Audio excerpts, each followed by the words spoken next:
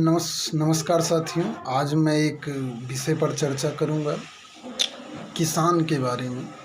मैंने इस लॉकडाउन में कुछ दिन में ये अध्ययन किया कि किसान की क्या स्थिति है। किसान ही एक ऐसा व्यक्ति है जिसे अपना कभी ठीक से मूल्य नहीं मिलता। बाजार से आप जितने भी सामान खरीदते हैं सबके मूल्य कंपनियां फिक्स करती हैं और वो मूल्य से कभी भी नीचे नहीं बेचती हैं और वो लिखित प्रिंट पर भी आपको मिलता है। इसलिए कंपनियां कभी घाटे में नहीं रहती। लेकिन एक किसान जिसकी जुताई का रेट फिक्स है, दवा का रेट फिक्स है, बीज का रेट फिक्स है, पानी का रेट फिक्स है, हर चीज़ का रेट फिक्स होता है, लेकिन जब उसका फसल कट के तैयार होती है तो वो कभी भी उसका रेट वो नहीं निर्धारित करता।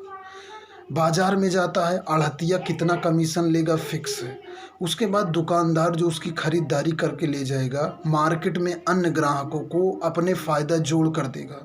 केवल एक किसान ही है जो अपने प्रोडक्ट का कभी भी पहले मूल्य निर्धारित नहीं कर सकता। इसीलिए किसान कभी भी आगे नहीं जा पाता, हमेशा दयनीय अवस्था में रहता है। पहला कारण, वो कभी रेट नहीं निर्धारित कर पाता, बिचौलिए यहाँ भी खा जाते हैं। दूसरा, किसान, ये तो हो गया उसका जब फसल तैयार हो गई, लेकिन अगर किसान की अगर स्थिति को देखा जाए तो वो कोई फसल बोता है और 3 महीने बाद फसल खराब हो जाती है या फसल पक के इंड हो जाता है तो फिर से उसे नई फसल बोनी पड़ती है। यानी कि हर 4 महीने पर उसे वही प्रोसेस बार बार दोहराना पड़ता है। यदि एक किसान 50 साल का हो गया तो उसने साल में 3 बार फसल बोई, तो लगभग 150 बार उसने हर साल यही प्रोसेस को दोहराता रहा। और यानी कि हमें इस कार्य से ये शिक्षा मिलती है कि हमें कोई ऐसा कार्य कर लेना चाहिए जिसका इनपुट बार बार आए। अगर किसान की ज़िंदगी में कहीं भी थोड़ा सा कुछ हो जाता है तो उसका इनपुट पीछे किए गए कार्य का भविष्य में कोई रिजल्ट नहीं मिलता।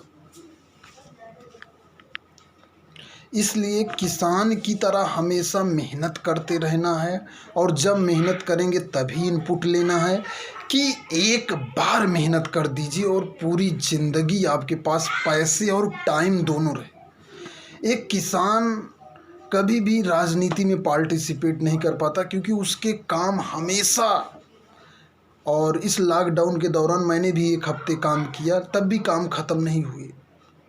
काम एंडलेस काम होते हैं, यानी कि जिसकी कोई सीमा नहीं। एक काम ख़त्म होता है और दूसरा काम स्टार्ट हो जाता है। इसलिए आपको ऐसे काम करने चाहिए जिसका लाइफ टाइम रिजल्ट मिलना चाहिए, यानी कि आपको नेटवर्क मार्केटिंग पर ध्यान देना चाहिए। धन्यवाद।